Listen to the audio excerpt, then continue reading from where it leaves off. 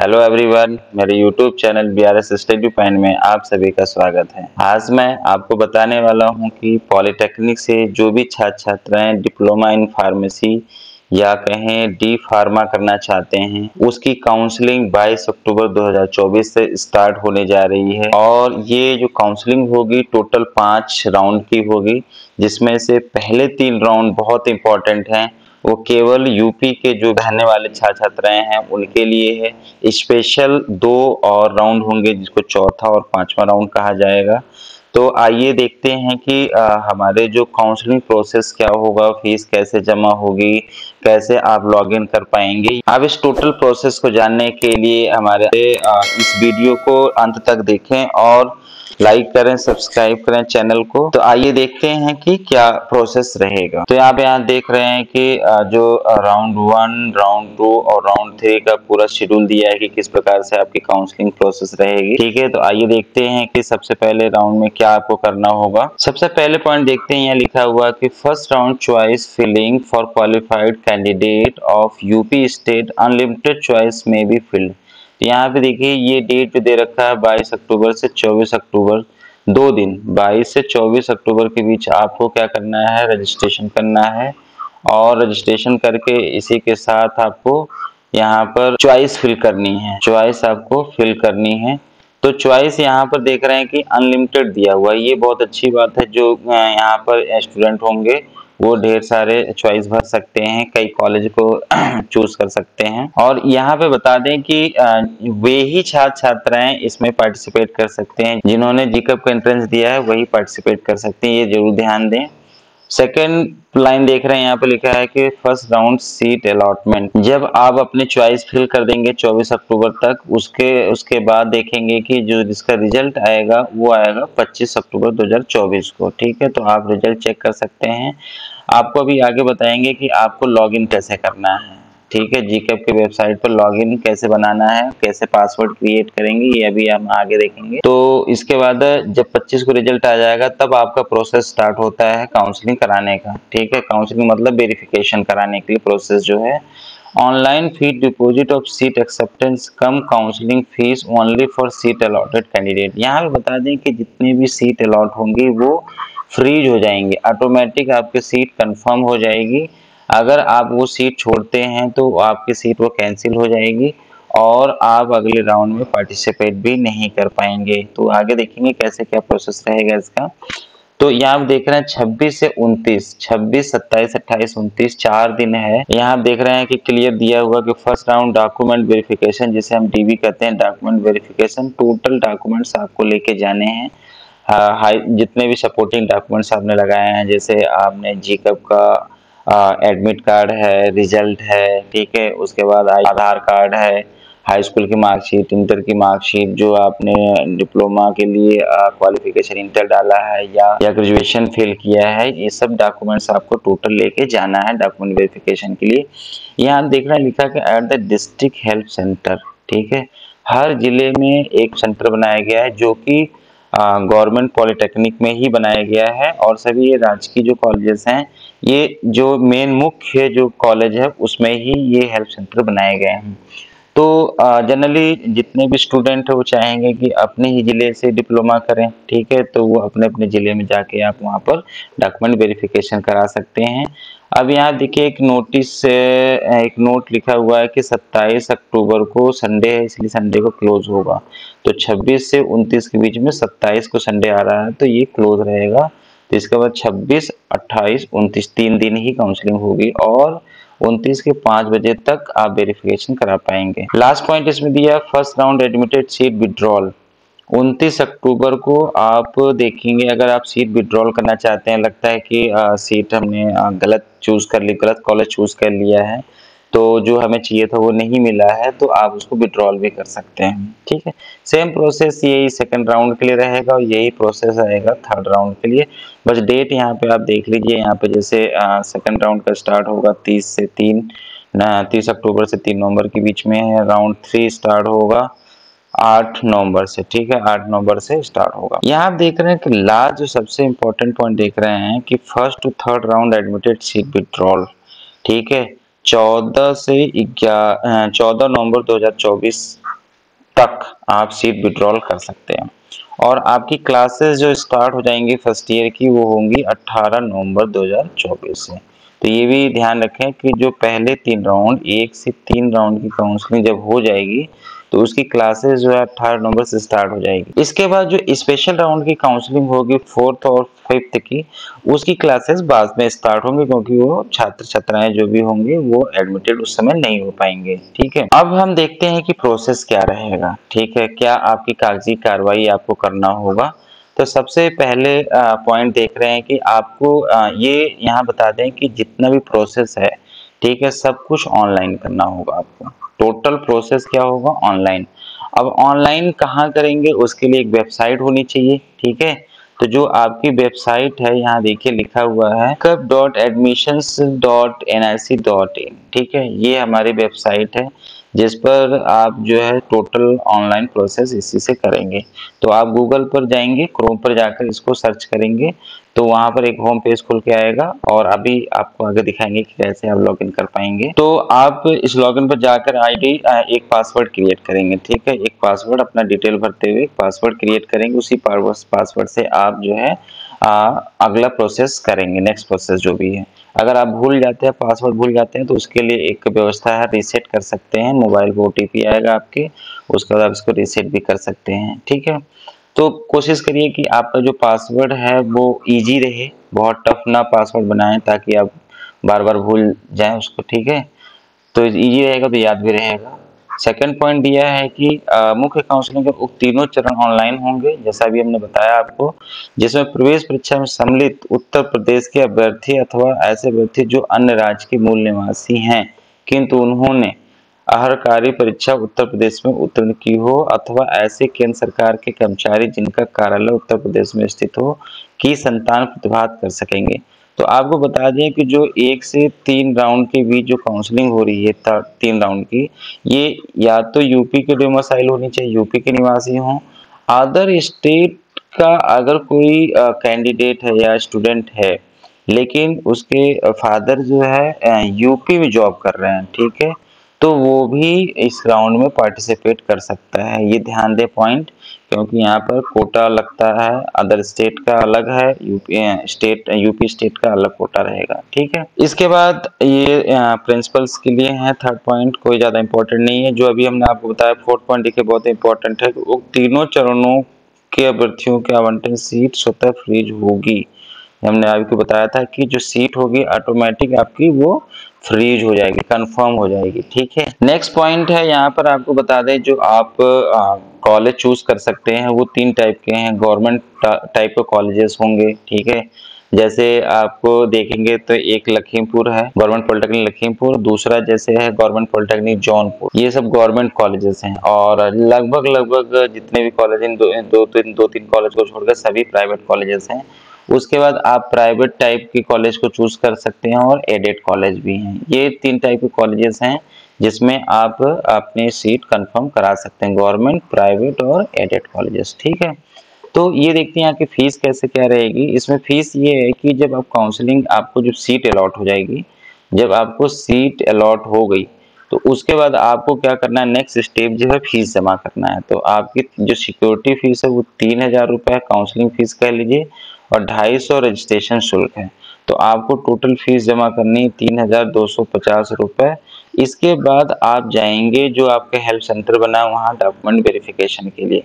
जब आप डीबी करा लेंगे, डीबी कराने के बाद वहाँ से एक लेटर मिलेगा, उस लेटर को लेके आप क्या करेंगे, जिस कॉलेज में आपको सीट कंफर्म हुई है वहाँ पे जाएंगे और वहाँ पे उसकी फीस, जो भी इंस्टीट्यूट की फीस है वो वहाँ पर जमा करना है। तो ये आप ध्यान दें कि आपकी जो फीस है वो उसी कॉलेज में ही जमा होगी जहां आपको सीट मिली है। ठीक है, और इसमें ये भी आपको ये भी बता दें कि जितनी फीस निर्धारित है फिक्स है। ठीक है, जितनी फीस है उतनी ही देनी है, अगर उससे ज्यादा देती है तो इसकी आप कंप्लेन कर सकते हैं, उस कॉलेज पर कार्रवाई भी की जाएगी बोर्ड द्वारा। ठीक है, नेक्स्ट पॉइंट है कि अगर विड्रॉल करना चाहते हैं आप तो विड्रॉल भी कर सकते हैं। जैसे लग रहा है कि आप जिस कॉलेज में आपको सीट लेनी थी वो नहीं मिली है, दूसरी कॉलेज में आपको मिल गया है, तो आप वापस कर सकते हैं। ठीक है, तो यहाँ आप देख रहे हैं अंदर सीट एक्सेप्टेंस फीस वापसी के विकल्प चुन सकेंगे और उनकी फीस वापस हो जाएगी। अब आपको यहाँ बता दें कि यदि आपने डॉक्यूमेंट वेरिफिकेशन करा लिया, ठीक है, लेकिन आपने एडमिशन नहीं लिया, तब भी आपकी सीट कैंसिल हो जाएगी। यहाँ पे देख रहे हैं क्या लिखा है कि अगर आपने सीट एक्सेप्टेंस फीस जमा कर दी है, ठीक, किंतु निर्धारित तिथि तक डॉक्यूमेंट वेरिफिकेशन नहीं कराए हैं, तो आपको वो स्वतः सीट निरस्त हो जाएगी। इसका मतलब आप एकदम समझने के लिए, कई अभी जो इंजीनियरिंग की काउंसलिंग हुई है उसमें बहुत से बच्चों के साथ समस्याएं आई हैं कि जो कुछ बच्चों ने क्या किया कि 3,250 रुपये जमा कर दिया। अब उन्होंने जो उस पर लेटर पर डेट नहीं देखा कि कितनी उस डेट के बीच में उनको डॉक्यूमेंट वेरिफिकेशन कराना था, तो उनकी सीट कैंसिल हो गई। जब वो कॉलेज पहुंचे तो पता चला कि वो तो डेट निकल चुकी है और उसके लॉगिन भी बंद हो गया है। तो आपको ध्यान रखना है कि 3,250 जब जमा कर देंगे तो आपको निर्धारित तिथि के बीच में ही आपको डॉक्यूमेंट वेरिफिकेशन कराना है।